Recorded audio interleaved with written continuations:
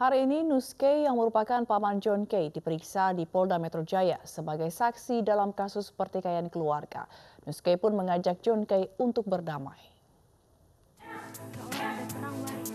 Ada perang tuh bawa bola apa itu ya Allah, kaca mobil dipecahin guys ya Allah. Aksi penyerangan di klaster Australia perumahan Green Lake City Tangerang, Banten pada Minggu siang ternyata didasari oleh salah paham terkait bagi hasil penjualan tanah di Ambon. Menurut paman John Kay Nuske, kasus dipicu soal pembagian hasil penjualan tanah di Ambon.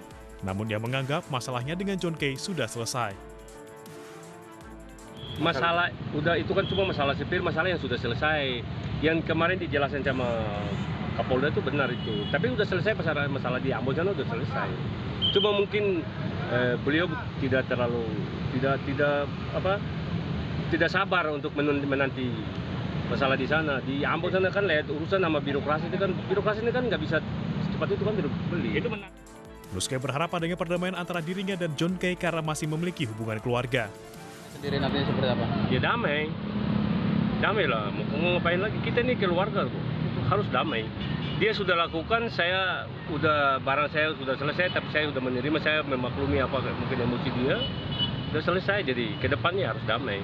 Saya akan kumpulkan adik-adik saya yang lain.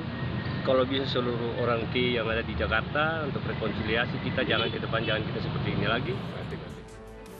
Sebelumnya, Polda Metro Jaya menangkap 30 pelaku penembakan di perumahan Green Lake City Tangerang dan pembacokan di Duri Kosambi, Cengkareng, Jakarta Barat. Akibat kejadian ini, satu orang berinisial YDR alias ER meninggal dunia. Menurut polisi, dua kejadian ini merupakan satu rangkaian peristiwa yang diotaki oleh John Kay. Peristiwa penganiayaan dan pembunuhan ini berawal saat John Kay dan Nuske tidak sepakat atas pembagian hasil penjualan tanah. Motif ini adalah sesama, sebenarnya masih bisa dikatakan mereka ini masih keluarga. Antara John Kay dengan Nuske ini dilandasi ataupun berdasarkan permasalahan pribadi, ya, permasalahan pribadi antara saudara John Kay dengan Nuske, ya,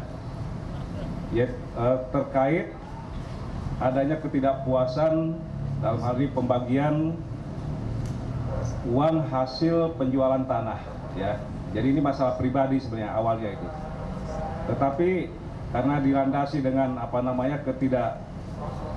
tidak adanya penyelesaian, kemudian mereka saling mengancam melalui HP. Ini setelah kita lakukan pemeriksaan terhadap para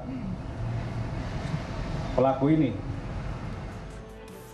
John Kay dan anak buahnya dijerat dengan pasal berlapis tentang perusakan, penganiayaan, dan pembunuhan berencana. Saat ini polisi masih memburu 3 pelaku lainnya. Tim Liputan iNews melaporkan.